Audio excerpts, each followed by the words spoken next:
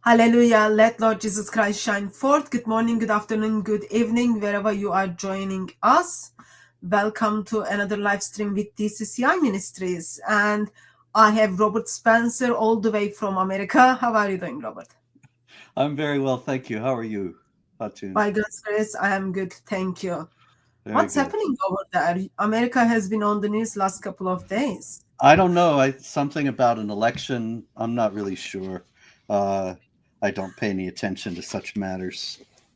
Okay. Actually, So, I was seeing that people were shaving their heads because they're so upset about the election. So I was going to try to find a wig, a big mop of hair to wear to give the opposite effect. But unfortunately, I was not able to locate one before this show today. So sorry well, about that. next time. Yes. Yeah, people need to be reminded that whatever happens, how disappointed or how joyful we are, princesses, queens will come and go, governments will come and go, yet Lord of Lords, King of Kings, Lord Jesus Christ is always in his throne. Yes. While we are talking about the thrones, we've been looking at the story of cow in the Quran. Which is not a story about a cow. But there are few verses in it talking about the color of the cow. That doesn't count. Indeed. Well, that's actually why it's called the cow. But I'm just repeating from shows weeks and weeks ago that the chapters of the Quran have no connection to the meaning at all. They're just randomly taken from something in the chapter for the most part. Well, it And is not so, no one's fault if Allah didn't give the name of the chapters. indeed, somebody else had to do it. You mean this is not all the word of Allah? Yeah, Yikes. yeah, and people kind of, ayah, word of Allah needs some clarification, so people need to make sense of the chapters. Therefore, let me put names on it, and Yes. that's normal. That's normal. And the names are random and have no connection to the chapter's meaning because the chapters don't have any single meaning. The chapters, as we have abundantly illustrated in going through the cow so far, the chapters have no unity, no connection. They ramble from subject to subject without any warning or explanation. And the cow is the principal example of that. Uh, some people are like very funny. Some people are Yeah. very funny. It's good to have you people in the chat. So we are going to continue to talk about the Quran, and we are going through verse by verse. We are in chapter 2. We left in verse 204. By God's grace, by end of the year, we will probably finish chapter 2 and then pick up from chapter 4. So AM will be, we cover all 114 chapters before we get to the bosom of the Father. That's the plan. Maybe. Yeah, that's our plan. We don't know what God have in the store for us. Of course, the last show, if we get there, it's not going to be all about 114. There's nothing to say. I mean, you can finish saying everything in 5 minutes. And so we could have a show about maybe the last 10 surahs together, something like that. So it'll go quicker as we go. But anyway, we're still stuck in the cow here.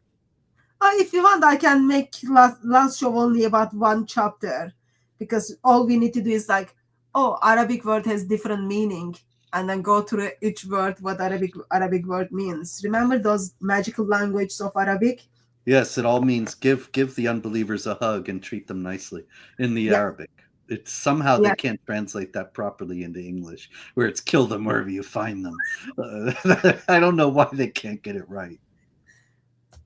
Okay, so the way we've been kind of going through this, I read a bit and then you comment on it and then we take it up from there. And those of you who are joining us in the chat, if you've got any questions or comments on it, please put @ in front of DCCI Ministries, and then I'll bring your questions in the to attention of Robert Spencer, and then we can deal with them. So Surah 2 verse 204.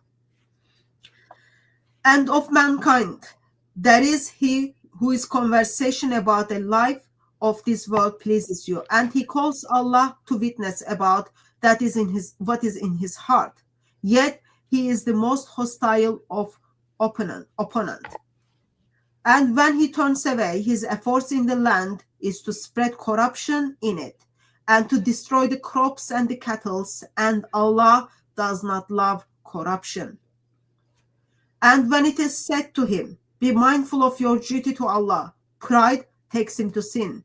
Jannah is enough for him, and an evil bed. And of mankind is the one who would sell himself, seeking the pleasure of Allah, and Allah has compassion on his slaves. Okay, Oh, just you one minute here. This fellow they're talking about in 204 to 206, he is somebody whose conversation about the life of this world pleases you. That's the first red flag that this is an evil person by the Quran's lights. That he's not a good person because he values this life over the next. Like the jihadis like to say, we love death more than you love life. But this fellow, he talks to you about the life of this world, and it's tempting. He pleases you, and so he's bad. So the Quran, in the first place, is telling you that you have to not love this world. You have to hate it. And that, of course, is something similar to Christian theology, but it's a completely different spirit, because when the Muslims say we love death more than you love life, they mean that they don't care if they're going to be killed while they're killing you, because they will be rewarded in paradise. They don't love death because they want to be in the presence of God, or they even have that concept of the presence of God as being the summit of all joy. And so not only do they not have this, but they don't have the idea of loving life in the proper sense, in the Christian sense, not of being attached to sin or being attached to the passing things that you can't take with you, but loving life as loving the creation of God, as being a sign of the beauty and the wonder of God, and of the world as being his handiwork. There's nothing like that in Islam. But also, the main thing I wanted to say about this is that when it says his conversation about the life of this world pleases you, there's an ominous edge to this also. And that goes to chapter 8 in verses 67 and following, where it says it's not fitting to take captives until you've made destruction in the land. And there's a hadith that claims that this is about a dispute between, I believe it was Umar and Uthman, but it doesn't matter who was between. They were arguing about whether they should take hostages or kill their captives. And the people who were arguing that they should be kept alive, was it? I don't want to get this wrong. Do you remember what I'm talking about? That uh, they are braided in the hadith by Muhammad because they want the life of this world. They want to have possessions and the spoils that would come from ransoming the hostages instead of just killing them, because they value this world over the next. And that's where you see the real evil edge of the idea of not loving this world as it is in the Quran. but isn't it like, do I remember correctly? Allah put mankind into this world for the test, Yes. and you would expect like people to perform well in their test. Yet Allah is in a sense saying, well, if you love this world more than next world, then you are in trouble. Yes. And the thing is that, you see, what I'm trying to say about this is that the love of this world extends to the idea of taking a hostage and ransoming the hostage instead of killing the hostage. That shows that you love this world too much, because you just want to get the stuff you're going to get from ransoming the hostage instead of killing the hostage, which is what Allah wants. So it's really kind of, frankly, evil in terms of loving, killing, and death. And you link that with the Surah 8, verse 67, correct? Yes, 867 Yeah. says, let me go over there. I can read it. It Yeah. is not any of the prophet who have captives until he has made slaughter in the land. You desire you desire the lure of this world, and Allah desires hereafter, and Allah is mighty and wise. Now, So see, that's the there it is. It's right there. It is yeah. not for any prophet to have captives until he has made slaughter in the land. So they wanted to have captives so they could profit from them. And Allah is saying, no, you should just kill them all. You desire the lure of this world. You want to just get rich. Whereas what you really should do is just love killing, because that's what Allah wants. It's so evil. It's astonishing, and people don't realize these things. They read these things, and the Quran is so bereft of context and explanation that most people miss these things when they read them. End of verse 205 finishes as Allah does not love corruption. Would you be able to kind of comment on it? What is corruption in the Corruption is really anything that is against Islam or against Allah. That's how the Islamic Republic of Iran uses it today. Spreading corruption in the land is an offense, a criminal offense in the Islamic Republic of Iran. You can get arrested and imprisoned and even executed for it, but it's really anything they want it to be. That's the beauty of it, that it's elastic. And so the corruption in the land in chapter 5 verse 33, of course, is punished by having your hand or foot, having your hand and foot amputated on opposite sides, or be killed or crucified.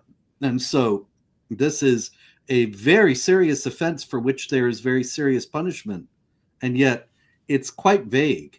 It's connected in chapter 5 with making war against Allah and his messenger, but that's not really any less vague.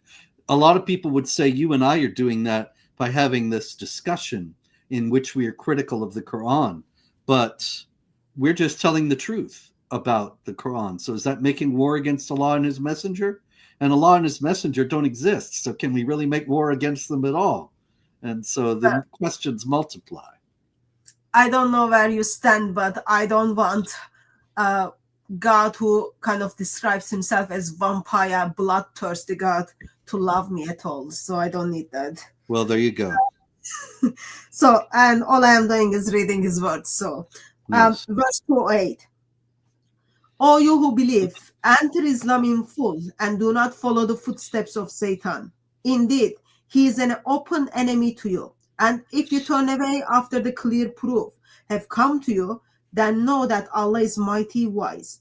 Are they waiting for anything else than Allah coming to them in the shadow of the clouds with the angels? Then the case would be already judged. All cases go back to Allah. Now, this is Ask the funny. Did you notice that resonance? That the Son of Man will come in the clouds. yeah, This is something that the Lord says in the Gospels. And yeah. I think this is a resonance of it, because there really isn't anything in Islamic theology that depicts Allah coming in the shadows of the clouds with the angels. Allah is on his throne and stays there. And that's basically it. So what are they talking about? What is this? This is something that did not make its way into Islamic theology, and seems to me to be a resonance of the Gospels. But we've got Islamic tradition talks about time to time Allah moves around, like Allah comes to the lower heaven to hear the Mm-hmm. people's prayer, all those kind of things. And Allah simply in here, or author of the Quran, simply steals the word from the Gospel of Mark. Mm-hmm. Shame, such a shame. Ask the children of Israel how many clear signs we gave them. He who alters the favor of Allah after it has come to him, indeed, Allah is severe in punishment. The life of the world is beautiful for those who disbelieve. They make a joke of the believers. But those who keep their duty to Allah will be above them on the day of resurrection. Allah gives without limit to those whom He wills. Mankind was one community, and Allah sent prophets as bearer of good news and as a warners, and revealed with them the book with the truth, that it might be judged among mankind concerning the things they disagree about. And only those to whom it is given disagreed about it. After clear proof had come to them, though through hatred one of another, and Allah, by His will, guided those who believe to the truth of what they disagreed about. Allah guides those who wills to the straight path. Okay, notice that the children of Israel are brought up again. And what do they have to do with what's being discussed? Nothing whatsoever. And so you have the people who are spreading corruption in the land, and suddenly we hear about the children of Israel. And that, of course, is very much like 532, which says we warned the children of Israel that if they took the life of one person, it would be like taking the life of the whole world. You know, the verse of the Quran that every non-Muslim politician knows. And 533 then says when they spread corruption in the land, you should kill or crucify them, and so on, as we just discussed. So here again, you have the link. It's not as direct, but it's unmistakable between those who are spreading corruption and the Jews. And of course, the anti-Semitism is very deep in the Quran, much deeper than most people realize. And we get to see the applications of that in Europe right now, where kind of certain religions group, these religion of pieces, are hunting down Yes. people. There is a comment, if you can comment on it. Quran is very clear to be merciful towards non-Muslims. Where? Give us chapter and verse, please, and we'll look at it right now. Yes, please. Come on, Aga. Let's see it. Bring your proof if you be truthful. We will keep eye on. I'll keep eye on that, and then we get the reference for that. Yeah. Or do you think that you will enter paradise while there has not yet come upon you anything like what come to those who passed before you? Affliction and adversity befell them. They were shaken as with earthquake until the messenger and those who believe along with him said, when does Allah's help come? Now, indeed, Allah's help is near. They ask you what they should spend. Say, what you spend for good to parents and near relatives and orphans and needy and the wayfarer. And whatever good you do, indeed, Allah is aware of it. Okay, one thing about this, notice that it says they ask you what they should spend. And so they ask you what they should spend is one of the, I have to say, I wrote this book, Muhammad, A Critical Biography, and an earlier one, Did Muhammad Exist? Muhammad, A Critical Biography, goes through the traditions about Muhammad in the hadiths and shows all their contradictions and how the story of Muhammad is clearly just fables and not historical fact. But in any case, the biggest argument against that, I will argue against it now and say Muhammad really existed. And the biggest argument for that is right here. This is one of them in 2:215, when it says they ask you what they should spend. That, in other words, the prophet or the messenger is being talked to by his followers, and they're asking him questions. And Allah is right there with the answer and says, tell them this, say what you spend for good to parents and so on. So that being the case, it seems clear that this is a false prophet who is claiming that Allah is speaking to him, getting questions from his audience, and then giving the answer that he's making up, of course, out of his own head, but representing as the words of Allah. And the Quran is full of this, where Allah tells the messenger to say this or say that when they're asking this or that. And 5:101, chapter 5, verse 101, actually says that if you ask a question while the Quran is being revealed, you'll get the answer, which is a nice trick, except we don't live in the time that this happened. But of course, the answer to this from the standpoint of history is that this could have been any other false prophet, and that there's no mention of Muhammad or his life. There's 4 mentions of Muhammad's name, but nothing about his life in the Quran. And so it's likely that this was something that was the writings of somebody claiming to be a prophet that was incorporated into this whole Muhammad myth. But anyway, that's what we have there, that Muhammad or somebody is getting asked questions and the answer is being supplied right away. While this is happening in Surah 2, there is a verse, people are coming to Muhammad and asking about the Holy Spirit. And then Muhammad is waiting, and revelation is not coming. Yep. Anyway. Our friend answered. He gave us a verse. So can you put that up? Yes. So Surah 2, verse 190. Okay, and let's remember, what did he say before? Do you have that ready at hand? Of course. Show Quran is very clear merciful towards non-Muslims. Okay, so he thinks this is merciful to non-Muslims. Fight for the sake of Allah against those who fight against you, but do not transgress. Indeed, Allah does not love transgressors. So apparently that's merciful, that you're only fighting in defense. But he then says to read on 190 to 193. And so in 193, it says, and fight until persecution is no more and religion is for Allah. Hatun, is your religion for Allah? Is my religion for Allah? Nope. So, are we fighting the Muslims and attacking them? I am not, but I know they are after people. That's correct. And so we're just minding our own business. We may not like the Quran or Islam, but we're not fighting Muslims. We're not attacking. We're not going to war. And yet the Quran tells Muslims in this passage that this clown thinks is merciful to non-Muslims. It tells Muslims to fight against non-Muslims who are just minding their own business and living their lives, but their religion is not for Allah. And so the Quran tells you to fight them. That's not mercy.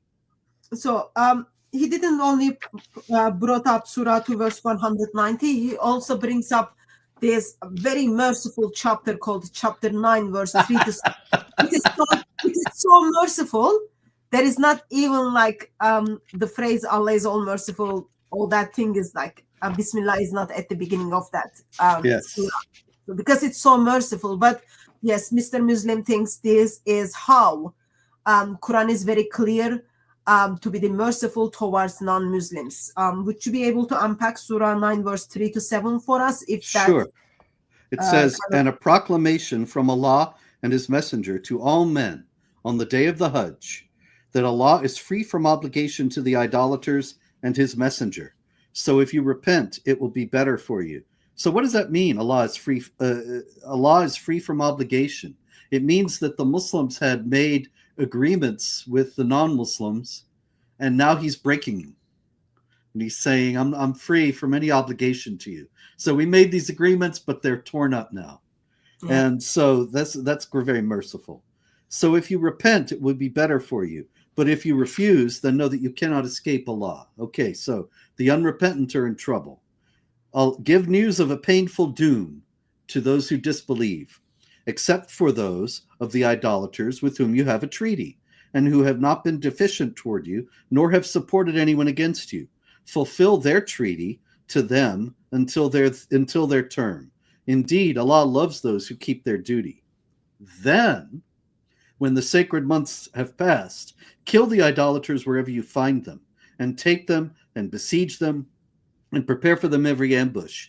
But if they repent and establish prayer and give alms, then leave their way free. So, you have mercy in verse 4, that you painful doom to those who disbelieve, except those you have a treaty with. Keep the treaty. But the treaty is obviously, that's not how it ends. See, this guy is lying, because he says 2:193 ends fight until oppression is no more. That's a total lie. It says fight until oppression is no more and religion is for Allah. So fighting until oppression is no more, as we discussed at the time, is defensive. But fighting until religion is for Allah, that's open-ended war against anybody whose religion is not for Allah. So anyway, he keeps throwing different things out. He's trying to take up the whole thing, the whole show. We're not going to play with him after this, okay? I'm going to finish verses 3 to 7, and then he's doesn't have any more time, because this is another thing Islamic apologists try to do. They throw 20 things at you, and you can only answer 15, and then they claim victory because you run out of time. So he's not going to get that here. Anyway, you see, you make the treaty, but then when the treaty's over, you kill them wherever you find them. So obviously the treaty is temporary, not permanent. So that's one thing. But then it goes on. But if they repent and establish prayer and give alms, then leave their way free. Indeed, Allah is forgiving, merciful. So they repent, establish prayer, and give alms. So that means they become Muslim.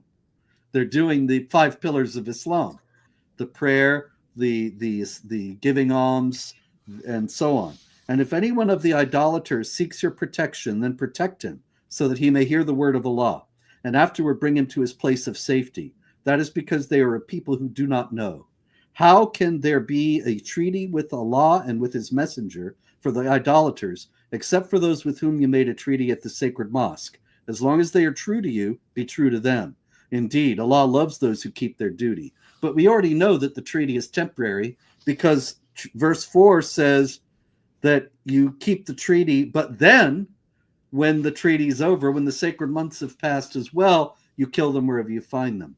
Then the killing begins, because the warfare is till religion is all for Allah. It doesn't end if you make a treaty. And this is very clear from Islamic theology, which stipulates that you can only make a treaty with non-Muslims for a period of 10 years while you're weak. And then you break it when you're strong enough. But you don't make a permanent peace with them, because you have to fight to work to Islamize the whole world. And so there's temporary treaties, but nothing permanent. And this is an interpretation of Islam. This doesn't come from me. This comes from Ibn Hisham, who says that the first biographer of Muhammad, going back to Ibn Ishaq, who says that there were 3 stages in the development of the Quran on warfare: tolerance, and then defensive war, and then offensive war. And there are numerous Islamic theologians who affirm that throughout history up to our own day. And so this clown is just coming in and being actively deceptive, banking on non-Muslims not knowing the ins and outs of the Quran and Islamic law. But he has met his match here with Hatun.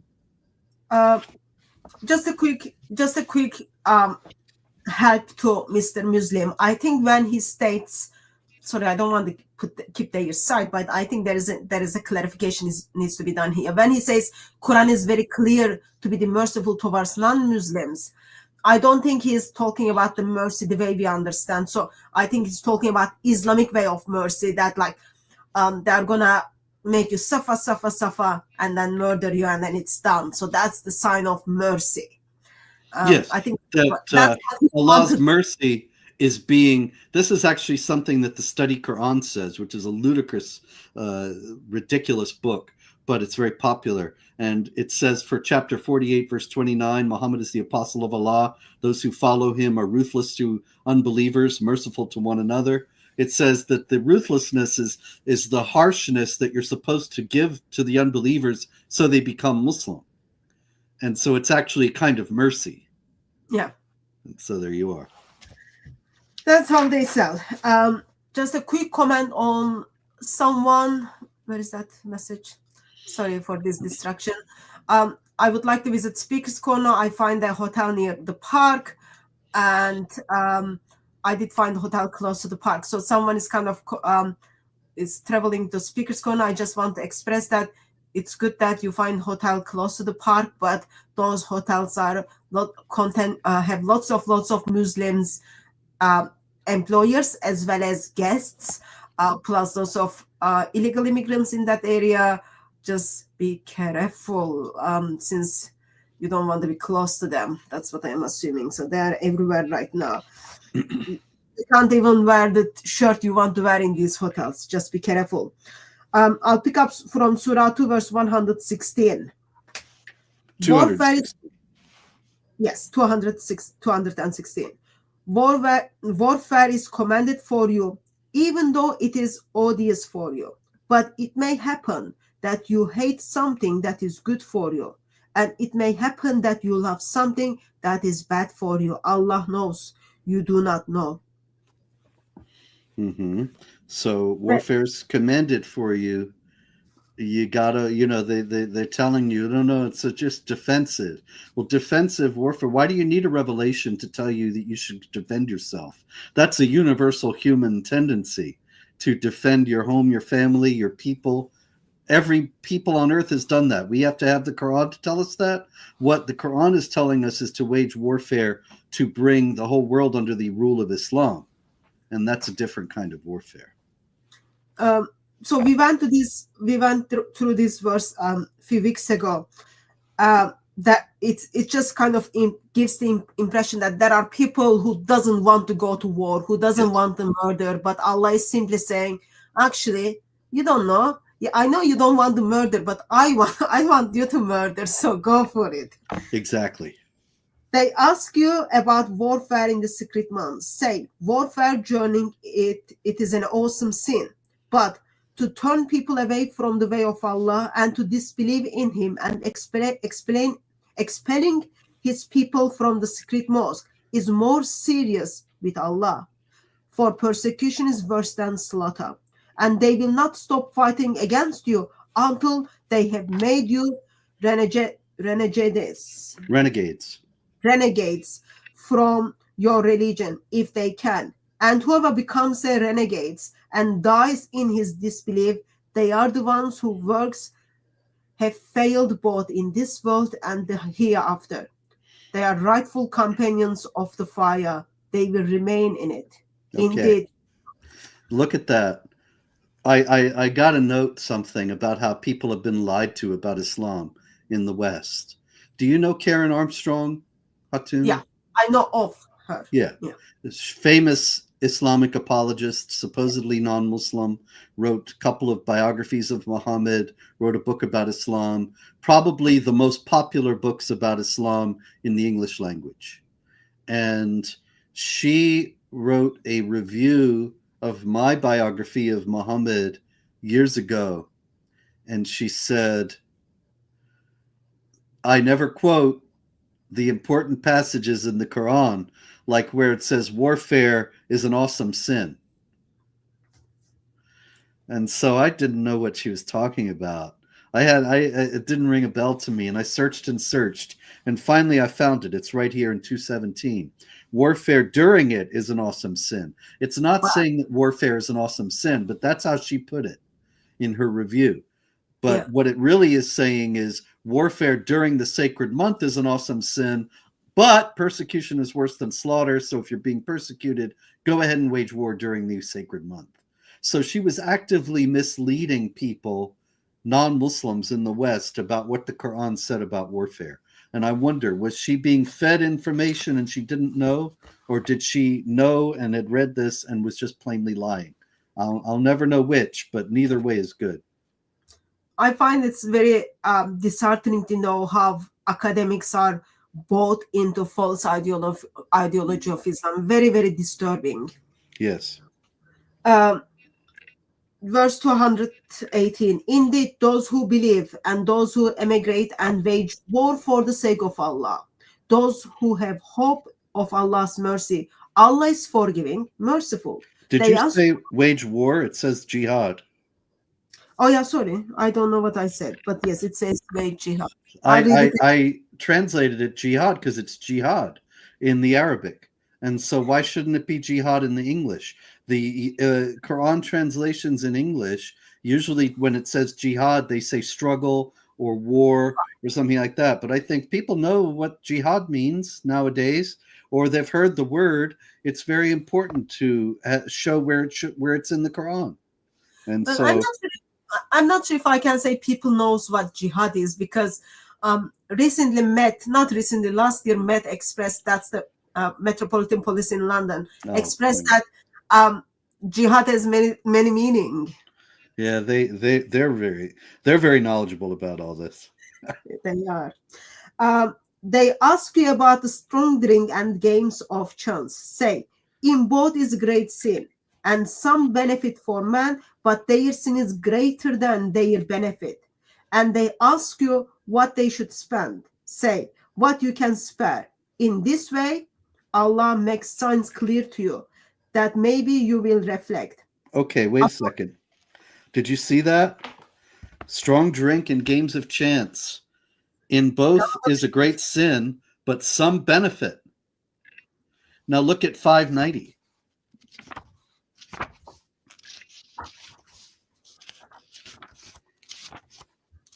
"590, O you who believe, strong drink and games of chance and idols and divining arrows are only an abomination of Satan's handiwork." So 590 says strong drink and gambling is of Satan. But 219 says strong drink and gambling, there's some benefit in them. So Satan is giving benefits to mankind? How can that be? Well, Allah changes his mind. Yes, Allah changes his mind. That's the only explanation, because otherwise it doesn't make any sense. How could it be that strong drink and gambling are some benefit if we hear in chapter 5 that they're Satan's handiwork? There was like someone I spoke to recently.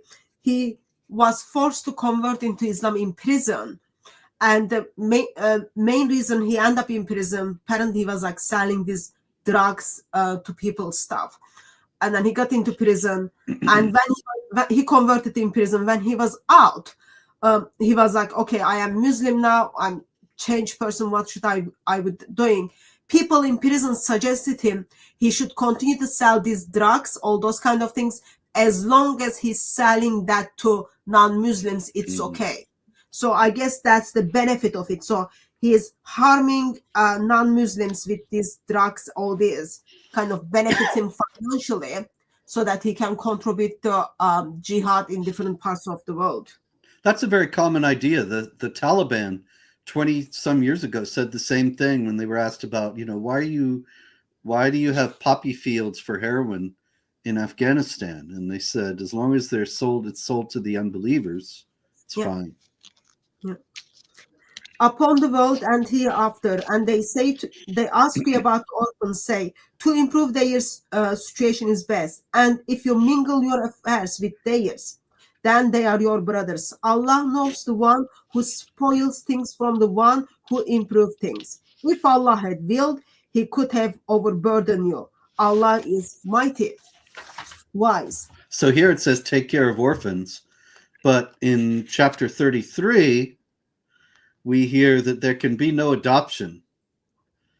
And it all has to do with the story about Muhammad and his adopted son's wife, and the scandal of him marrying his adopted son's wife, which he gets out of by saying, well, okay, he's not my son, there's no adoption. So she's no longer his daughter-in-law, and then he can marry her. So here, there is adoption, and they're orphans. And it's just a plain contradiction. So in Muslim countries, you've got lots of institutions that are just for the orphans. Maybe... just not adoption. Yeah, it's not adoption, it's for orphans. So I'm just trying to figure out in this context what kind of care he's talking about. Like, how does he wants to look after these orphans? Okay, maybe I'm assuming too much and thinking that also it's helpful to kind of remember Muhammad is the one who is making those people orphan mainly. He's killing all of he's killing their family, and then he's making them orphan. Do not marry adulteries until they believe. Idolatresses, yeah. Adulteries. Until they believe. For indeed, a believing slave woman is better than idolatries. Idolatrous. Even though she pleases you. And do not give your daughters in marriage to idolatries. Until they believe. For indeed, believing slave is better than... No, I'm struggling with that word now. Idolater. Anyway, that word. Even though he pleases you.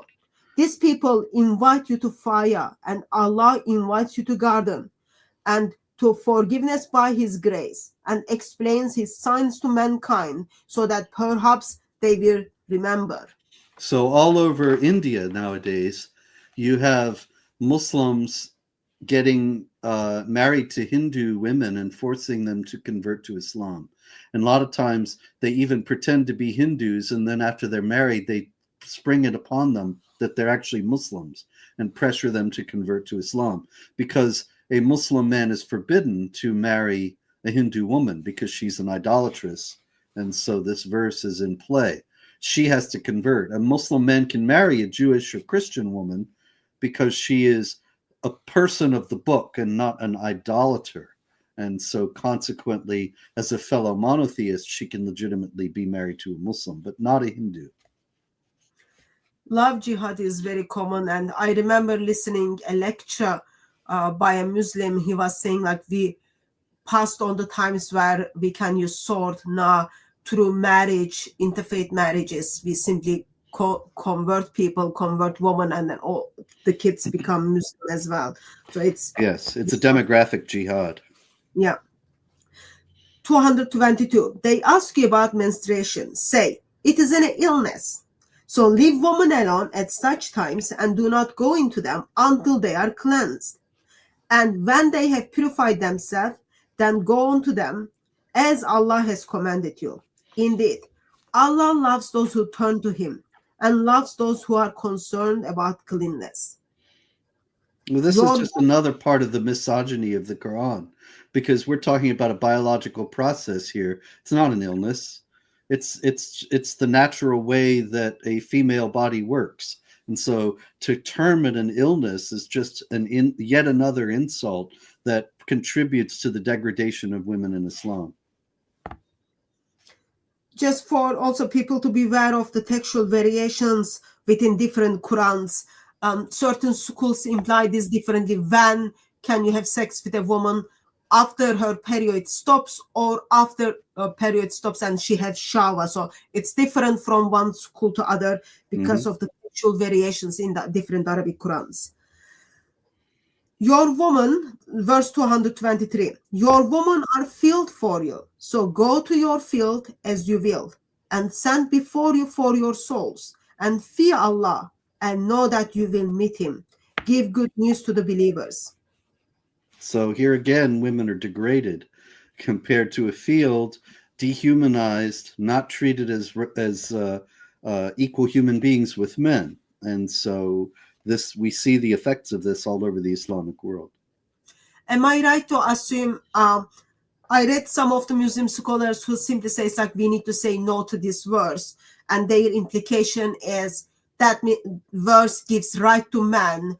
However, and whenever he wants to have, sorry for the language, he wants to have sex with the wife. So this is implied rape within marriage. Woman has no excuse to say I've got headache or anything. Right, and that's Islamic law, because it's based on those hadiths where Muhammad says that there are just no exceptions, that any time a man makes this demand, the woman has to comply.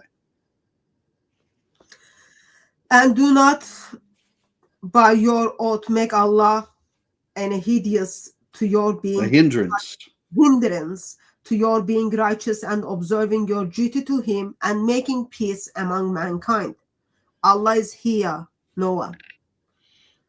So Allah is all hearer and all knower, but Allah didn't know like, oh, women to have their period is like very basic biology. Therefore, He says that's illness. Yes, he has these blind spots. Allah will not hold you accountable for what is unintentional in your oath, but He will hold you accountable for what your hearts have earned. Allah is forgiving and merciful. Those who swear abstinence from their wife must wait 4 months then. If they change their mind, indeed, Allah is forgiving, merciful. If you decide upon divorce, Allah is here and Noah. Women who are divorced will wait, keeping themselves apart for 3 courses. And it is not lawful for them that they should conceal what Allah has created in their womb if they are believers in Allah and the last day. And their husband would do better to take them back in their case if they desire a reconciliation, and they have rights similar to those who are over them in kindness, and men are degree over them. Allah is mighty wise. Divorce must be pronounced twice, and then woman must be retained in honor and or released in kindness. And it is not lawful for you that you take back anything from woman out of what you have given them, except when both parties are afraid that they may not be able to keep within the limits of Allah. And if you fear that they may not be able to keep the limits of Allah, in that case it is no sin for neither of them if the woman ransom herself. Those are the limits of Allah. Do not transgress them. For whoever transgresses Allah's limit is wrongdoer.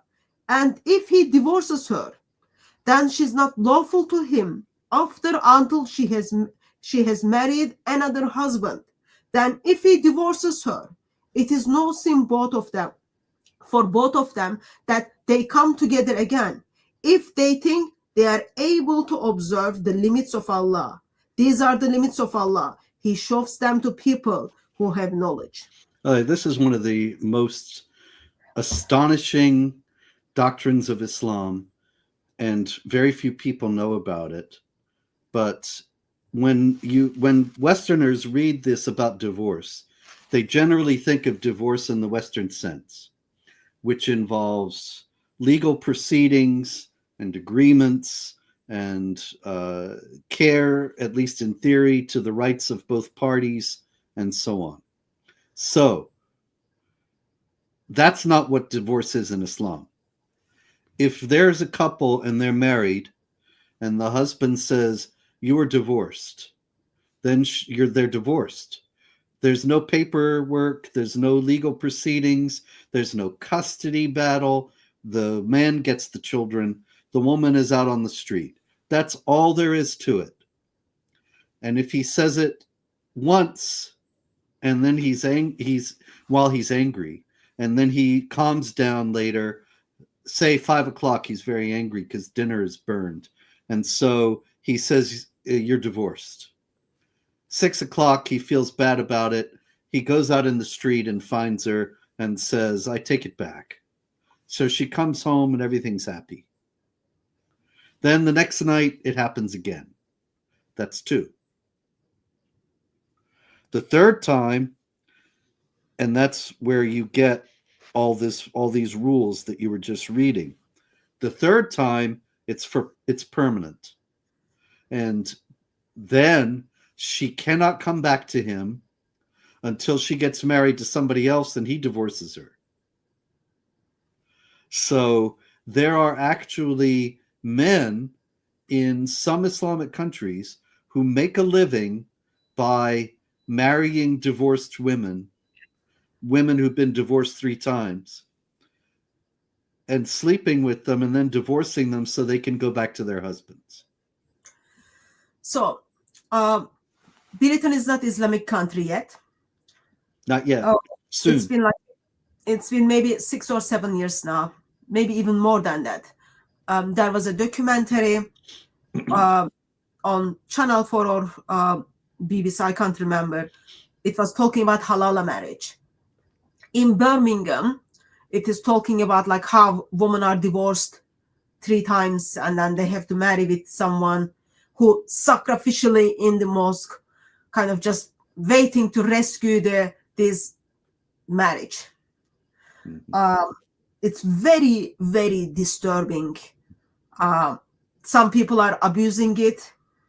And other thing is like people don't, there is like, I remember reading writings on it. So you don't even need to kind of verbalize your wife, I divorce you. You don't need to even verbalize talak. You can send text message, talak, talak, talak. She's divorced. Only way you take her back when another man I'm sorry for the language, Robert. Mm-hmm. Another man tasted her juice. Mm-hmm. Then he needs to say talak to her. Then you take her back. Mm-hmm. So man is the one who is not happy divorcing wife, but woman is the one who has to pay to this Mr. Muslim, to have sex with her so that she can go back to the first husband. Mm-hmm. That's very sickening. Like, it just, you want to punch Allah on the face. Like, the place he puts. I met in Cambridge. Sorry, girl from Cambridge. I met with a girl from Cambridge. She studied science, met with a Muslim, left Christianity, become a Muslim. She was in a mosque. She was in a mosque. This is like not stupid brain, but when she became a Muslim, she left her brain. She was in a mosque waiting for halal husband. Mm-hmm. And they don't see there is any problem with it. Its husband is the one who divorces you. Woman is the one who must go and sleep with someone else. Mm-hmm. So see, here again, this is a religion that was created by men for men, and that's all there is. So everything is tilted in their direction. Everything is for their benefit. And even in this situation, the idea is to maximize the sexual use of the woman among various men. And so this is just one of the more monstrous aspects of the Quran. I'll send you the documentary in case you haven't seen that documentary. It's very disturbing how people are abusing it. Not abusing, I'm not how aware. people are, there is even like websites, or not website, Facebook pages of halal husband. Mm-hmm. It's like proper business. Yes. Yeah, it is labeled as halal marriage in Islamic circle. Verse 231. When you have divorced woman and they have reached their term, then retain them in kindness, or release them in kindness. Do not retain them to their harm, so that you transgress. He who does that has wronged his soul. Do not make the signs of Allah a laughing stock, I but think they already are. remember Allah's grace upon you, that He has revealed to you on the book and of the wisdom, which He has exhorted you. Observe your duty to Allah and know that Allah is aware of all things. How can this be the grace of Allah upon you when Allah makes you prostitute? Exactly. That's Serious. excellently put. And how can like husband takes back the wife without no problem, knowing that wife just slept with someone else? It's not like it's the same mindset that makes the women go ahead with it themselves. That Allah commanded this, so it must be righteous. Yeah. And when you have divorced women and reach their term, do not place difficulties in the way of their marrying their husbands, if it is agreed upon them in kindness. This is a warning for him among you who believes in Allah and the last day. That is more virtuous for you and cleaner. Allah knows you do not know. Mothers will suckle their children for 2 whole years. For these who wish to complete the sucklings. The responsibility of feeding and clothing nursing mother is in seemly manner is upon the father of the child. No one should be charged beyond his capacity. A mother should not be made to suffer because of her child, nor he to whom the child is born because of his child. And the heir is responsible in the same way. If they desire to win the child by mutual consent and consultation, it is no sin for them. And if you wish to give your children out to nurse, it is no sin for you, provided that you may pay the due from you in kindness. Observe your duty to Allah and know that Allah is the seer what you do. So it is talking about, first it talked about ayah, you can go to your wife from verse 20 to 123. You can go to your wife however and whenever you want. Woman has no saying in the matter how you have sex with her. And then it went on, here's the rules to divorce the woman. Magical 3 talaks is more than enough. Once the 3 talak is done, and if you want to take your wife back, give her to someone else have sex with her, and then divorces her, then you can have your wife back. And now it's talking about the nursing mother. How did we come here? It's happening. Nursing mothers starts in 233. Doesn't have any connection to what went previous, except it's sort of loosely marriage law, because you were talking about divorcing, but then suddenly you're talking about raising children and saying that it is okay to give your children to somebody else to nurse. And it's all just, these rules are not particularly controversial, these particular ones, but it's noteworthy that you have the responsibility of feeding and clothing nursing mothers in a seemly manner is upon the father of the child.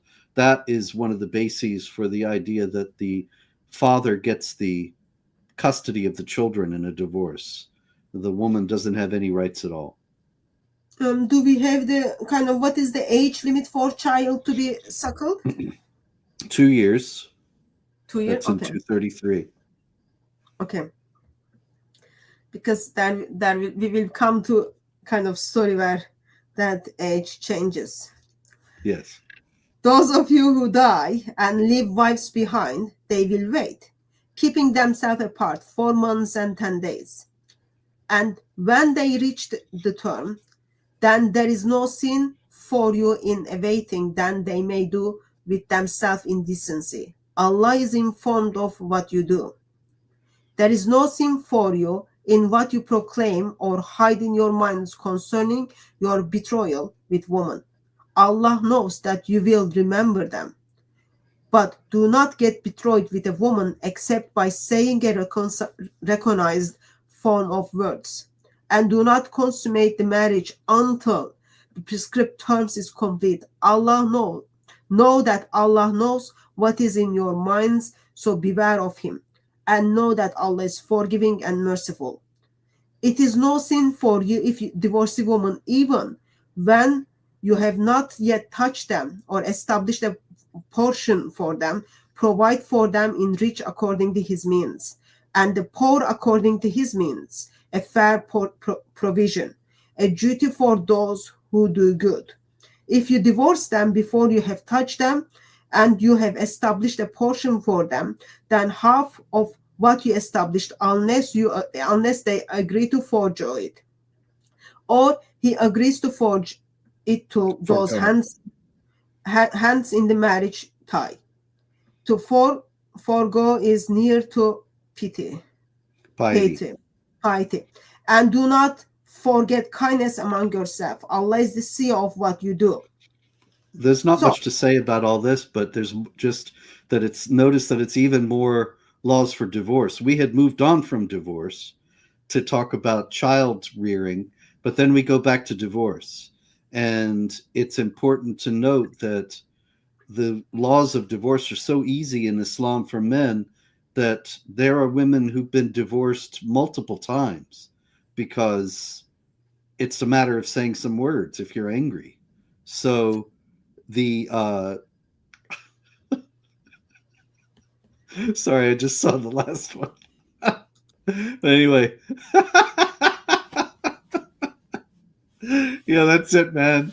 You got me. It is good that people know Islam is very dangerous ideology. Causes. Yes. Yeah, that's good to kind of get too close and your hair will fall out. Yeah. But anyway, you have these multiple things that make divorce so easy, that you have women who've been divorced 10 times, 15 times. It's appalling, but it follows from the ease that is set out here.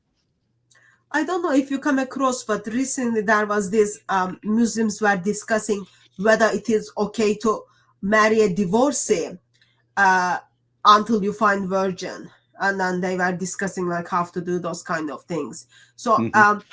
is it is it Islamic that ideally you want to get married with someone who never married before? Oh yeah. Well, that's in the Hadith. There's a story of Muhammad. I forget who it is who uh, gets married, and he's married to a divorcee. And What is Muhammad this? tells him, "Why didn't you marry a virgin that you could play Like, together?" yeah. Yeah. Okay, we stop there. We are in verse 238, and then we pick up next time because we kind of reached the hour. Okay.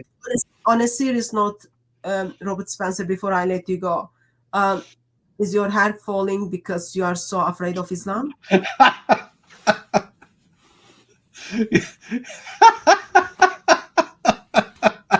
See, uh, yeah, yes. The funny thing is though that this is an example of something that Islamic apologists like to do very often, and that is they take anything they can fasten on, like you know your hair's falling out, or you're fat, or you're short, or you're old, or whatever, and I'm going to be watching from heaven with Christ and seeing Islam get its final defeat. It's going to be a wonderful thing. But in any case, they try to take advantage of, poke at it as if it's something that Allah has done as punishment to you or something like that, without recognizing that there are millions of Muslims. What? There are no bald-headed Muslims. There are millions of Muslims who have lost their hair. Millions of Muslims who have gone through the same illnesses that non-Muslims have, and yet, without any self-awareness, they act as if this is some unique thing that Allah has afflicted these non-Muslims with, as if no Muslims ever suffered at all. Well, It's just mother of the believers' hair was falling. oh, she must have been afraid of Islam, and she had good reason to be. Yeah, yeah. Uh, anyway, think about it on a serious note, people. Think about it. If Islam is causing stress to non-Muslims and making their hair fall, what Islam does to a Muslim woman? Mhm. Very, very concerning. What Islam does to its household behind the doors. Very, It's very very concerning. true, actually, that if you read the Hadith, I'm sorry, I didn't mean to interrupt you. You read the Hadiths about Aisha, and one of them says that when the Prophet wanted to marry her, she was very upset, and her hair started to fall out. I mean, she was afraid because she's a little girl, and he's this 50-some-year-old man, and so she didn't. She's actually proof of what this guy is saying, Yeah. that fear of Islam made her hair fall out. The mother of the believers. Yeah. If the mother of the believers are suffering from the fear of Islam, of course, Yep. Robert Spencer is going to suffer from it as well. So nothing wrong So with that. what I have here is the Aisha look. I'll take that It's as my, a I'll it's take that my as a Aisha hairstyle. how can people pray for you? Have you got anything that people need to be aware of to pray for you this coming week? Yeah. We I'm sorry to say it, but we need money. We're in big trouble, and so if you can pray that we get some donations to be able to keep going, that would be much appreciated. And if we disappear, then you'll know we didn't get them. And in any case, that's the main thing right now. And thank you. Okay, so that means, dear brothers and sisters, please pray for provision, as well as if any of you feel that Lord is calling you to support Robert Spencer and his ministry, you can go to jihadwatch.com. There is a place called donate, as well as you can go to Patreon. Robert Spencer, I think links are supposed to be in previous videos. I'll put it in here, and then just follow the links. Thank if you. Lord is leading you in that way. And by God's grace, we will see you next week probably. Thank you very much for joining me and helping us to laugh a little bit for Aisha's hairstyle, as well as unpacking Surah 2 for us. It's all the rage. Everybody's getting it. You just take a razor and